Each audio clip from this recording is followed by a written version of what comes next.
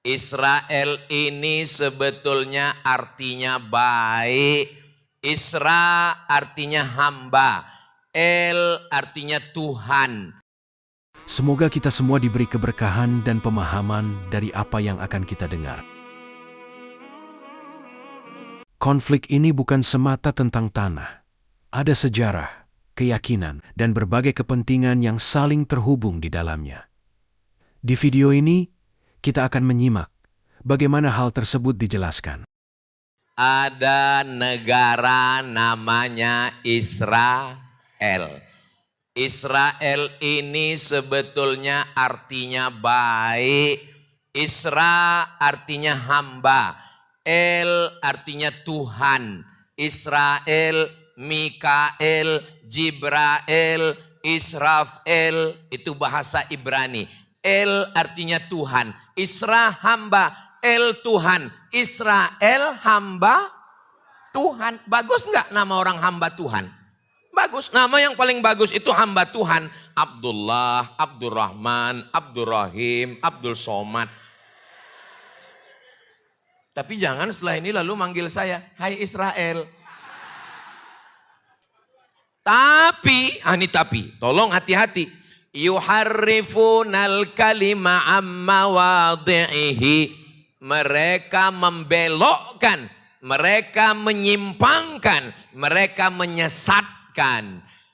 Israel itu siapa Pak Ustadz? Bagian ini mulai menjelaskan asal-usul nama Israel. Namanya Ya'qub alaihi salam. Nabi Ya'qub.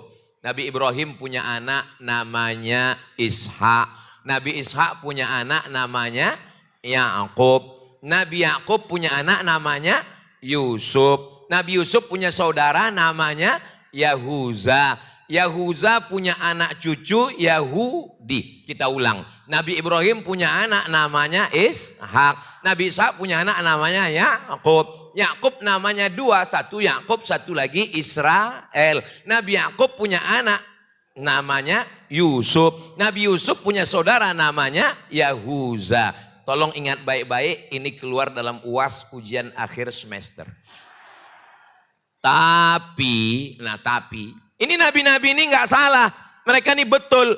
Lalu kemudian sejarahnya ini dibelokkan, disesatkan.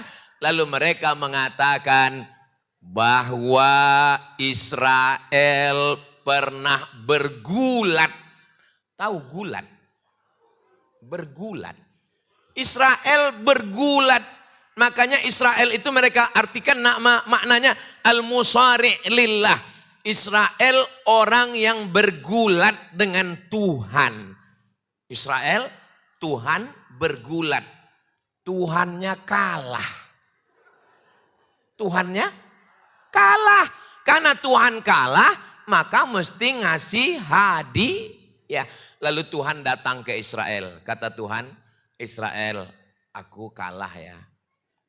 Terus aku ngasih hadiah. Maka Tuhan memberikan hadiah kepada Israel. Hadiahnya adalah tanah Palestina. Jelas? Kalau nggak jelas saya ulang sekali lagi. Kalau Tuhan pergi ke pekan, jangan lupa membawa kikir. Memang kalau belum sarapan susah berpikir. Israel bergulat dengan Tuhan. Lalu Tuhannya kalah. Dan Tuhan ngaku kalah. Karena saya kalah, saya ngasih hadiah sama kamu Israel. Hadiah yang diberikan adalah tanah. Sekarang paham kenapa mereka ngotot mau ngambil Palestina.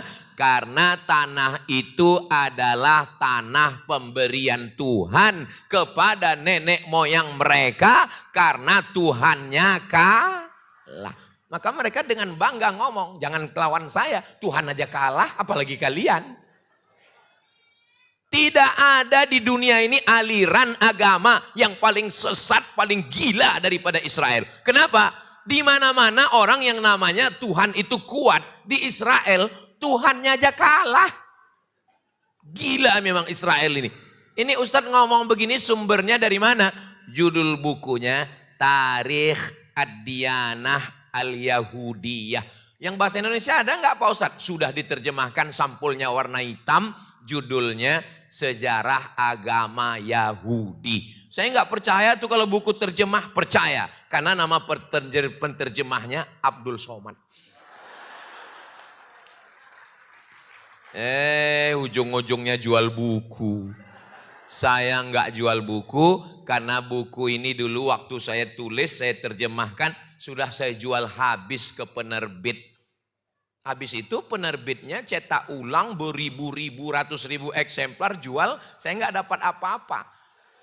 Kenapa Ustadz nggak minta royalti? Karena saya sudah jual habis.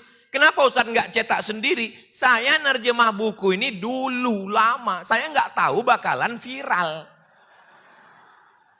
Makanya adik-adik kalau nerjemah buku jangan dijual, cetak sendiri. Kenapa? Mana tahu nanti diusir-usir viral. Seperti saya. Nah, itulah kenapa kalau nanti ada yang nanya, anak ibu nanya, Mama. Ya, kenapa Israel itu ngotot mau ngambil Palestina? Ya pokoknya dari dulu udah begitu. Jangan banyak tanya. Kalau banyak tanya berarti Israel.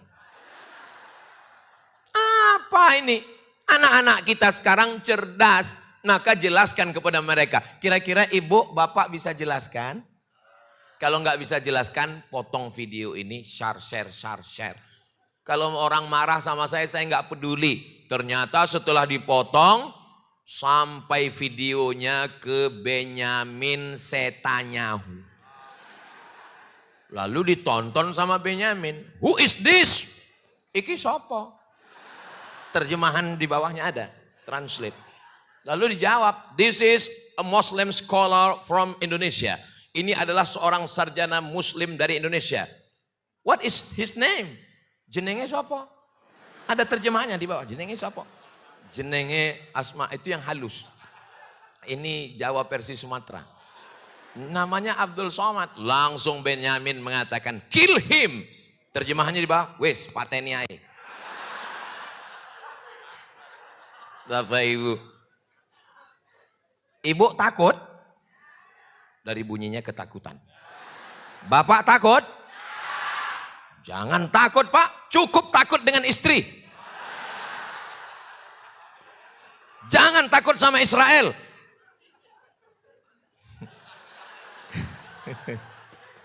Bapak berani sama istri? Dari suaranya memang. Suami yang takut sama istri, kalian nanti kalau mati nggak kena azab kubur. Karena waktu mau diazab, ini nggak usah diazab lagi karena sudah terlalu azab di dunia. Suami yang bisa nyumbang untuk Palestina 200 juta. Tadi ada yang ngomong 50 juta. Tadi ada yang berbisik ke saya 5 juta. Itu menunjukkan bahwa dia adalah suami yang independen. Nggak mungkin dia berani nyumbang kalau istrinya nggak setuju. Betul. Mereka yang pergi pagi pulang petang peras keringat banting tulang cari rezeki. Tapi yang megang uangnya tuh ngaku semua. Kalau ada istri yang nanya suami, kamu lagi di mana? Pulang jam berapa? Jalan sama siapa? Slip gaji mana? Kunci motor mana? Berbahagialah Pak, karena kalian dikawal oleh security syariah. Kalau kalian punya istri solihah seperti ini, orangnya baik, taat sama Allah, beribadah, mereka cuman ingin sayang supaya kalian tidak dilarikan pelakor. Betul Bu? Supaya kalian tidak terekam CCTV. Betul Bu? Hari ini saya menjadi juru bicara security syariah. Tapi jangan salahkan kalau sekali-sekali saya juga menjadi juru bicara laki-laki yang teraniaya. Saudara yang dimuliakan Allah Subhanahu wa taala. Lalu kemudian dulu tanah ini diambil oleh tetangga sebelah. Ngambil. Israel terusir. Datang seorang laki-laki dari suku Kurdi. Suku apa? Kurdi. namanya Salahuddin Al-Ayyubi, bukan Arab. Salahuddin Al-Ayyubi membebaskan panglima besar tentara Inggris namanya Richard the Lion Heart. Lion Heart. Lion itu apa ya lion? Pesawat. Lion itu singa. Di Sumatera yang namanya lion itu jadi raja. Si singa Mangaraja. Di bumi Melayu singa itu jadi raja. Namanya Narasinga. Lalu kemudian di Inggris namanya Richard the Lion Heart. Yang ingin menghancurkan dalam perang salib. Apa yang terjadi? Richard the Lion Heart demam. Singa pun bisa demam juga. Kenapa? Karena terlalu sering diganggu singa betina. Akhirnya ketika dia sedang di kemah, sedang demam, tiba-tiba masuk ke dalam kemahnya seorang laki-laki berjubah bertutup kepalanya dan langsung membangunkannya tidur. Bangun engkau wahai, wake up, wake up. Ternyata kalau habis makan soto Solo ini lancar bahasa Inggris. Wake up. Akhirnya Richard the Lion Heart jaga bangun dari tidurnya. Dan dia bertanya, who are you? Kamu siapa? Ana Salahuddin Al-Ayyubi. Salahuddin Al-Ayyubi bisa masuk menerobos pasukan tentara dan masuk ke dalam kemah Richard the Lion Heart. Kata Salahuddin, kalau aku mau, aku bisa mencabut pedang dan membunuhmu Richard. Tapi aku datang bukan sebagai tentara, bukan panglima perang. Aku datang sebagai seorang muslim membawakan obat demam. Disitulah dia tertawan. Ini kisahnya bisa dilihat di mana Pak Ustadz? Tonton filmnya. Saudaraku yang dimuliakan Allah Subhanahu wa taala, akhirnya umat Islam menang menguasai Palestina. Ketika umat Islam menguasai Palestina, gereja tegak berdiri, saudara kita Kristen Ortodok tetap ada, sinagog Yahudi ada, siapapun tetap bisa bertetangga, berkawan dan bersahabat. Apakah Islam mengajarkan membunuh orang tidak Islam? Apakah orang Islam bisa satu kantor dengan non-muslim? Apakah orang Islam boleh satu sekolah dengan orang yang tidak beragama Islam? Islam mengajarkan wala ana abidum ma'abattum wala antum abiduna ma'abud lakum dinukum. Begitulah kalau umat Islam yang memegang Palestina. Tapi begitu mereka yang berkuasa, apa yang mereka lakukan? Gereja mereka hantam, masjid mereka ratakan. Sampai ada seorang pendeta berkata, apa kata pendeta? Videonya ada, saya simpan. Kata pendeta, dulu kami memberikan kunci Palestina kepada Umar bin Khattab. Hidup kami damai. Tapi sekarang kunci itu diambil. Kemana kalian wahai pemimpin Islam? Saya ketika membaca itu, betul juga. Dulu kunci Palestina itu diserahkan kepada Umar bin Khattab. Apa kata pemimpin yang memegang kunci Palestina? Saya hanya mau menyerahkan kunci Palestina kepada Umar bin Khattab. Dia nyuruh Umar bin Khattab datang dari Madinah ke Palestina. Umar bin Khattab dia bayangkan akan datang dengan baju kebesaran. Karena memang dulu raja-raja itu pakai baju kebesaran, ukurannya XL. Dia bayangkan ini akan datang dengan kereta kencana, dengan pengawal yang hebat. Ternyata Umar bin Khattab datang berdua dengan hamba sahaya. Cuman berdua.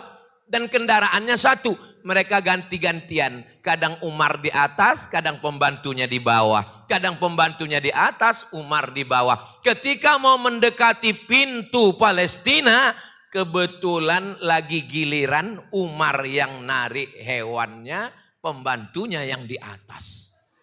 Yang megang kunci Palestina nanya, Umar bin Khattab yang mana? Sama seperti saya tadi bingung, yang wali kota yang mana? Karena bentuknya sama, nggak bisa dibedakan, nggak ada jengkolnya. Sekarang orang petantang petenteng dengan seragamnya, dengan kehebatannya. Padahal semuanya akan mati dipakaikan dengan kain kafan. Saudaraku yang dimuliakan Allah Subhanahu wa taala, Islam kalau dia berkuasa maka semuanya akan terjaga, terpelihara. Tapi apalah daya, direbut oleh Israel. 1946 ketika mereka datang beramai-ramai, mereka mulai menghabisi. Dan sekarang yang mereka ambil adalah Gaza. Nanti setelah Gaza diambil, puncaknya mereka akan mengambil Al-Masjidil Aqsa. Subhanalladzi asra bi'abdihi laila minal masjidil haram ilal masjidil. Itu Palestina urusan orang Islam. Palestina bukan urusan orang Indonesia. Palestina bukan urusan kita. Penjajahan di atas dunia harus dihapuskan karena tidak sesuai dengan pri kemanusiaan dan pri keadilan. Apa itu yang saya baca? Ketahuan sudah lama enggak upacara. Saya membacakan itu setiap hari Senin waktu SD, waktu di pondok. Penjajahan di atas dunia harus dihapuskan karena tidak sesuai dengan pri kemanusiaan dan pri keadilan. Itu bukan Al-Quran, itu bukan hadis Nabi. Itu adalah pembukaan Undang-Undang Dasar 1945. Jadi kalau bukan orang Islam tapi orang Indonesia, maka penjajahan di Palestina oleh Israel mesti dihapuskan. Untuk ngerti masalah Palestina, nggak perlu jadi orang Islam, cukup jadi manusia. Untuk ngerti masalah Palestina, nggak perlu jadi Muslim, cukup jadi manusia. Berarti yang nggak ngerti masalah Palestina berarti bukan. Saya nggak ada ngomong begitu. Saudaraku yang dimuliakan Allah Subhanahu wa taala, mereka menunggu, jadi mereka menanti-nantikan. Mesiah artinya ngusap. Apa arti Mesiah? Ngusap. Tahu ngusap? Ngusap. Makanya kalau ada orang setiap pengajian ngusap, itu berarti kok Mesiah? Ngantuk. Kenapa dia disebut ngusap Mesiah? Karena setiap dia usap orang lumpuh berdiri. Dia usap orang buta melek. Dia usap orang mati hidup. Lalu orang menyangka dia Al-Masih. Padahal dia adalah Al-Masih Ad-Dajjal. Dajjal artinya palsu. Misalnya ada bejana mangkok emas. Mangkok yang asli emas itu namanya wi'a. Apa namanya? Wi'a. Tapi kalau dia sebetulnya hanya perak, cuman dibalut pakai emas. Orang Arab menyebutnya namanya wi'a mudajjal. Dajjal. Nah, makanya mana tahu nanti ibu pakai cincin gelang tapi nggak asli. Terus ada yang nanya, itu gelangnya asli? Ini gelang dajjal. Sepuhan, disepuh. Nah, tapi jangan gara-gara ini nanti lalu pergi memanggil tukang sepuh. Bapak tukang buat dajjal. Makanya kita sebelum salam jangan sampai lupa. Hadis riwayat Muslim. Allahumma inni a'udzubika min adzabi jahannam wa min adzabil qabri wa min fitnatil mahya wal mamat wa min syarri fitnatil masihid. Mereka lagi nunggu dajjal. Itu yang mereka nanti-nantikan. Tapi dajjalnya itu nunggu mau datang kalau tanahnya sudah merah. Apakah kita biarkan tanah Palestina itu merah? Apalagi ini saya lihat banyak pohon-pohon kayu indah cantik. Di Solo ini memang semua dijaga. Bangunannya terpelihara, terjaga. Lampunya cantik dan indah. Tanaman pohonnya dijaga. Pohon aja mereka jaga, apalagi kamu. Jawabnya so sweet. Masya Allah. Dan orang Israel juga menanam tanaman. Mereka tanam Nama pohonnya disebutkan Nabi Muhammad sallallahu alaihi wasallam. Nama pohonnya adalah Syajaratul Gharqad. Apa namanya? Gharqad. Ingat Gharqad. Gharqad mereka tanam. Ustadz Somad sudah pernah ngelihat gharqad? Sudah saya lihat dari jauh. Waktu saya dari Kairo naik mobil ke Rafah. Rafah ini kotanya dipotong dua. Setengah diambil Israel, setengah diambil Mesir. Di tengahnya ada pagar yang dikasih volse tegangan listrik tinggi. Siapa yang nyentrum? Siapa yang nyentuh kena setrum. Kami ngintip dari celah-celah pagar melihat ada pohon hijau. Saya tanya, iku apa? Mereka menjawab Syajaratul Gharqad. Allahu Akbar. 14 abad sabda Nabi benar. Sadaqallahul azim wa sadaqa rasuluhun nabiyul karim. Karena nanti sampai masanya batu-batu akan berkata. Apa kata batu? Ya abadallah wahai hamba Allah. Hadza Yahudi. Di belakang saya ini ada Yahudi. Di belakang saya ada Israel. Faktulhu, bunuhlah dia. Batu pun tidak mau membela Israel. Batu akan bersama kita. Pohon kayu berkata, hadza Yahudi khalfi, ini ada Yahudi di belakang saya. Faktulhu, bunuhlah dia. Tapi ada satu pohon yang membela Israel, kata Nabi. Pohon itu adalah pohon gharqad. Mereka yakin dengan itu.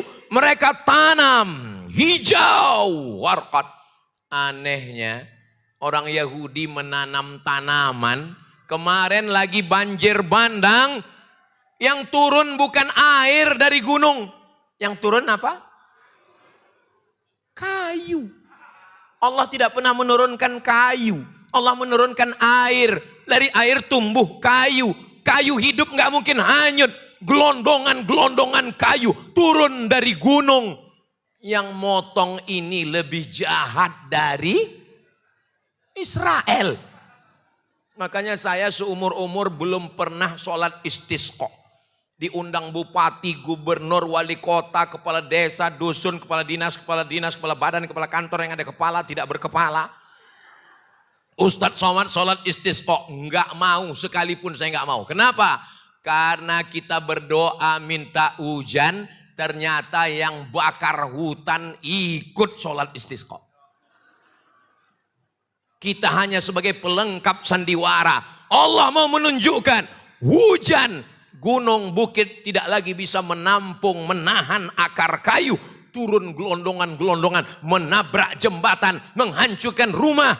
Ya Allah, tolong saudara kami yang sedang teraniaya, yang sedang kena banjir. Mudah-mudahan Allah menurunkan pertolongan. Kalau mereka meninggal, meninggalnya syahid insya Allah. 2 orang polisi dari Riau yang ditugaskan ke Sumatera Barat, terbawa arus sungai, anak istrinya tinggal. Mudah-mudahan diberikan ketabahan. Dan saudara kita yang masih punya kemampuan, kita punya masalah di Indonesia, banyak banjir. Kenapa kita mesti nolong Palestina? Yang ngomong-ngomong begitu, di Indonesia pun nggak nolong, ke Palestina pun nggak nolong.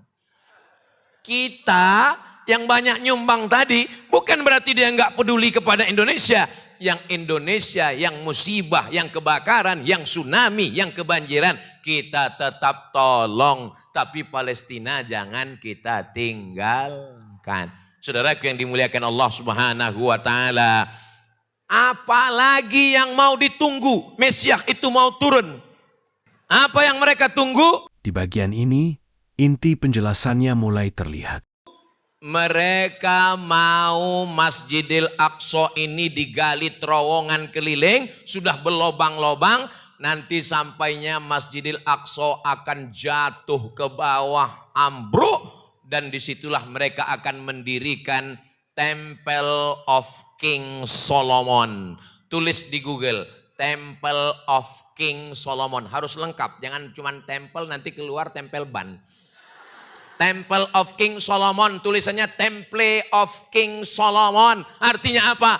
Mereka mau membangun istana Sulaiman. Sulaiman bagus, Nabi Sulaiman gak salah. Mereka yang membelokkan sejarah Sulaiman. Ada yang penulis Indonesia mengatakan raja paling hebat itu Nabi Sulaiman yang kekuasaannya katanya sampai ke Yogyakarta. Sleman. Saudaraku yang dimuliakan Allah SWT. Jadi cita-cita mereka yang tertinggi hancur Masjidil Aqsa. Enggak ada itu yang namanya gencatan senjata. Mereka akan mengambil itu yang namanya tepi barat. Nanti mereka akan menghancurkan, mengusir, membunuh semua. Dan mereka akan mendirikan Temple of King Solomon. Berdirilah negara The Great Israelian, Israel Raya. Saudaraku yang dimuliakan Allah Subhanahu wa taala, mudah-mudahan pertemuan kita ini diridhoi Allah Subhanahu wa taala. Banyak omongan saya, tutur kata saya yang menyinggung perasaan ibu, bapak, alim ulama, para kiai, para alim, hadratal muhtaramin wal mukarramin. Maukah bapak ibu memaafkan saya? Akhirnya di akhir majelis ini saya tutup dengan pantun penutup. Menangkap puyuh di Bukit Selasih. Thank you dan terima kasih. Ada satu lagi, tunggu. Madiun lemah teles. Matur nuwun Gusti Allah. Konflik ini bukan hanya tentang wilayah, tetapi Assalamualaikum juga tentang warahmatullahi kehidupan wabarakatuh. manusia yang terdampak di dalamnya. Banyak masyarakat yang harus menjalani hari-hari dalam keterbatasan dan tekanan. Semoga penjelasan ini dapat membuka hati kita, menumbuhkan empati, dan mengingatkan kita akan pentingnya keadilan serta kemanusiaan bagi semua.